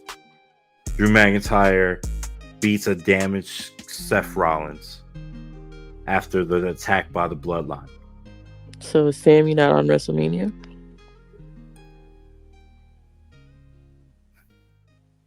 Sammy's part of WrestleMania, but I didn't think of a match for him because I don't see a way you have Sami Zayn currently constructed. There's no way. There's no logical way to have Sami Zayn right now part of WrestleMania. Besides him helping Cody win the title. Okay, so I know we're really kind of pressed for time. So what do you think? All right, so what if Drew goes Seth into a match before WrestleMania, saying, okay, let's assume at that time that the tag team match is announced, right? Yes. And let's just assume that there's no, title match for Seth announced. It's just him and the tag team, right? Okay. In the tag team match. So let's say Drew comes out and he goes Seth by saying, all the time you've been saying it's the Workhorses Championship and all this stuff. And then look, this is because would this be the first? This would have been the first WrestleMania, right, for that title? It would be, yes. So basically he's like saying, "Oh, you're kind of doing the same thing Roman's doing. Like you're preventing people from having an opportunity because you're going into this tag team match. You're not defending the title." And he's like, this title deserves its first WrestleMania match to be defended. And if you're not going to do it, I will do it. So I'm going to challenge you. Just going to go and just kind of really pick at him. Because if there's one thing that Seth is going to be pig-headed for, it's that title. Mm-hmm. It's going to be that title. So I say he needles him into defending it. Seth is still not 100%, but he's also not going to not defend the title. Yeah. So even if he does it before, oh man, that can go two ways. He can either do it before WrestleMania or Drew. What if they do that? The match? Huh? No, I like that. You know, what if, you know, because it's like you said, Drew has been taking credit for everything, right? Yeah. But he's also been very manipulative as well. Right. And if he manipulates Seth into defending it, Seth is not 100%. He loses. So now he's walking. Drew's like, I'm going to walk into WrestleMania as champion. Boom, you already have Sammy in the back because they have beef. And then Sammy, who is 100%, can come in and say, you know, look what you've done. You manipulated this. You did that. You've been running around complaining. And Sami Zayn faces him at WrestleMania. Boom. I love that. Put you on the right team. Put me on the team. I'm ready, coach. I rubbed off on you. I rubbed off on you. You have. I love that idea. I think that way it kind of protects Seth. He doesn't have to wrestle twice. All he has to do is show up on the second night to help Cody. So yeah, I like it. Plus you get Sami Zayn on the card. Do you have who wins out of Drew and Sammy? And let's say Drew wins and he carries the title and he's just, because I don't think, should that be a one-off or should they keep at it? Who? Sammy and Drew. Well, no, I think you gotta. Okay, so no, I think it should maybe one more. It should be one more. I think you have the second one be like a stipulation match, maybe no DQ or street fight, something like that. That way, your boy can cash in, and then that's when you can start. You know, it makes sense for your boy to cash in on either a face. So obviously he's not going to cash in on Drew. So he should cash in on Sammy because it'll mean more and it'll gain him more heat. So do you think it would be over the top if Drew and Sammy, they feud, you know, and then okay, so they feud. And then right around that time, could Punk possibly cost Drew the match and Sammy wins and then Damian cashes in? Punk comes out to cost Drew. They start fighting into the back. Sammy's still, you know, hurt from the win. And then all of a sudden you hear you hear the Judgment Day music. And they beat Sammy, and then that's how you get your boy as champion. So I still feel like Punk needs to interfere though, because I feel like that's somebody. I think he costs Drew the match. Mm-hmm. They fight to the back, and then Sammy. Yep, and then Sammy's still left in the ring. That's where you hear the Judgment Day music, and then that's how your boy wins the title. He takes it from Sammy, and I feel like that's how. I said that. You know, because that's kind of like Sammy's shtick, though. Like, even when he won the NXT title from Neville, like literally, literally the 5 minutes later, Kevin Owens laid him out. So, yep, it would be his career. Like they've been building this underdog story for for a little while now. I mean, he's lost like every match for like the last couple of months. I feel like so. He's been on this downward spiral since Kevin Owens left. Yeah. And he missed time. So what a great comeback would it be if you do him win the title at WrestleMania. I love that idea. I didn't think about it like that. I have to, I thought of it a different way, but yours makes perfect sense for the situation they're in. Then you would just have to figure out what to do after that. Because I'll tell you, that's the only thing I haven't thought about is what? how they would book Damian after he cashes in. I don't want him to lose, but it's like, how do you him book as honestly? I think you start building the power struggle of the Judgment Day. That's what I do. You start building towards, like, you teased the breakup several times, right? Then they went away, they reunited, basically. This whole R-Truth thing kind of brought them together, but it also distracted the viewers from remembering that they were talking about breaking up in a way. Now you have Damian Priest as this dominant heel. He really like tries to take the leadership role of them because he is the champ. But now you got Mommy and Daddy both as champions. Who's really in charge? So you have Rhea beating Becky, right? Yeah, I got Rhea beating Becky. Okay, yeah, then I can sort of see that, because I mean, he kind of lit into her a couple of weeks ago. Yeah, but then she's also lit into him. So you got that both dynamic. You got Mommy and Daddy fighting, and then you have the rest of the crew. Like, who are we gonna side with? Exactly, because you know, Mommy and Daddy, they fighting. That causes breakups in families. Like, that's perfect for the situation. You already got Judgment Day, who are really split. You know, Dom is not going to go against Rhea. Exactly. JD, I mean, up until a couple months ago, Damian Priest is getting ready to knock JD's head between. You got to remember too, the fans are starting to, you know, they're starting to love Rhea. Like, they've always loved her, but there's you starting to hear some face turns for her. Mm-hmm. What if they did? What would be the ultimate? What would make the ultimate heel move for Judgment Day? It would be Judgment Day turning on Rhea. It would be Dom turning on Rhea. So you got Rhea as now a face. And then you got Judgment Day as dominant heels again. And a whole dynamic under your boy Damian Priest as this like badass leader. Just saying, think about that. I don't know.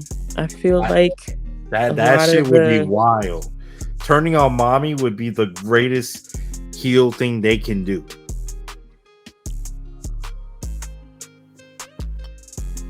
I don't know. I'd have to bat that around a little bit more. Yeah, you got. Then I feel like once you take Rhea out, and it's not a slight to them, it's like she's really the spice in that.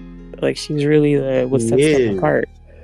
She is, but in a way, you can say that she's also the one that could potentially be holding them back because the attention is so much on her.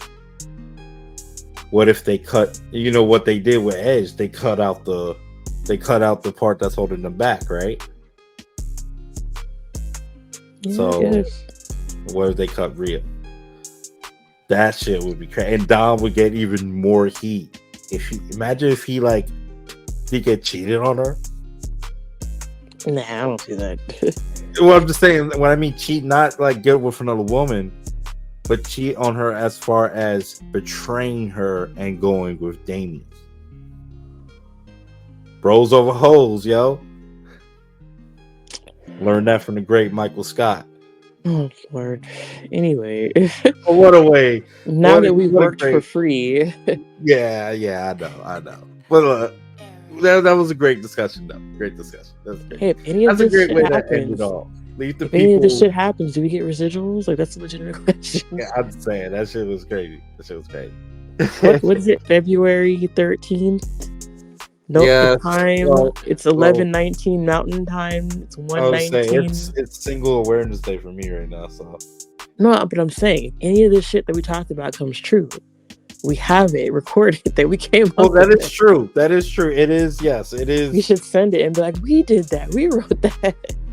Yo, I'm just telling you, if the Judgment Day shit happens though, yo, I'm just saying. But I really loved your idea. I gotta admit that the Drew McIntyre, Sami Zayn angle, I think I would love that. And I feel like I that took partial writer's credit for that Bailey thing. You did. I give you credit for that. But hey, yeah, crazy week. And man, we're not even Elimination Chamber hasn't happened yet. So imagine all the shenanigans we're gonna get into before that. It's gonna be wild. So it all starts this Friday night. We got the return of my tribal chief and the people's champion, the most electrifying man in all of sports and entertainment, The Rock, returning to SmackDown for a crazy ass week. Crazy ass episode of SmackDown. Can't wait for that. Can't wait for Elimination Chamber 2 weeks from this. Well, 1 week from this Saturday. 3 weeks from now, we also got Revolution that I'll be attending for AEW. Can't wait for that.